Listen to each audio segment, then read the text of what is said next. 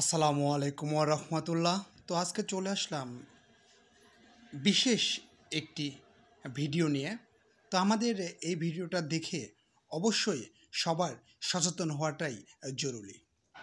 তো চলুন কথা না বাড়িয়ে ভিডিওটি কন্টিনিউ করি এবং এই বিষাক্ত গাছ সম্পর্কে কিছু কথা জেনে নিই।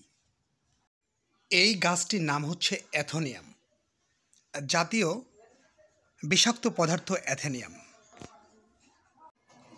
এছাড়া এর মধ্যে থাকা বিষাক্ত রাসায়নিকগুলো ক্যাফেইক অ্যাসিড, পিঅ্যানেসিক অ্যাসিড ক্ষতস্থান রক্তের সঙ্গে মিশে চর্মরোগ হতে পারে।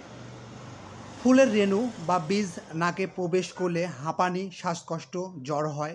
গরু এই আগাছা খেলে তার অন্তে ঘা দেখা দেয় এবং দুধ উৎপাদন কম দেয়। তো আসুন আমরা এই গাছগুলোর সঙ্গে আসলেই পরিচিত হয়ে নিই।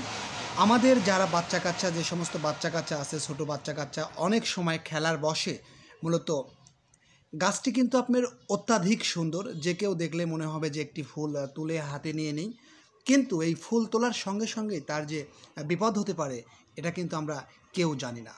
তো আসুন আমরা এই জাতীয় বিষাক্ত পদার্থ অ্যাথেনিয়াম এছাড়া এর মধ্যে থাকা বিষাক্ত রাসায়নিকগুলো একটু জেনে নিই।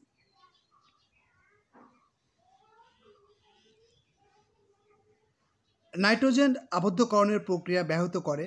প্যাথোনিয়াম ভক্ষণে ঘোষ, ঘোড়া, গাধা, ভেড়া ও ছাগলের মুখে পুষ্টিগত তন্ত্রের ঘা, যকৃতে পচন প্রকৃত রোগের পূর্বাভাস দেখা দেয়। যাদের অ্যালার্জি আছে তাদের অধিক সচেতন থাকতে হবে, কারণ এদের চামড়ায় এই রস লাগলে সেখানে ক্যান্সার হতে পারে। তো আসুন আমরা একটু সচেতন হই এবং মানুষকে সচেতন করে তুলি। এই যে গাছটি আমরা আপনাদেরকে দেখাচ্ছি, এই গাছটি প্রচুর পর্যন্ত বিষাক্ত।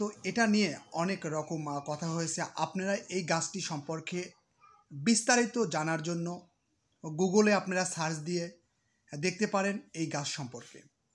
তো অবশ্যই আমরা এই সমস্ত গাছ থেকে দূরে থাকব। জাতীয় বিষাক্ত পদার্থ প্যাথেনিয়াম মারাত্মক একটি ভাইরাস। তো এই যে এই সমস্ত গাছ আপনারা দেখবেন পুকুর পাড়ে, রাস্তার ধারে এই সমস্ত গাছ দেখা যায়। তো এই সমস্ত গাছ থেকে আমরা সবাই সাবধান।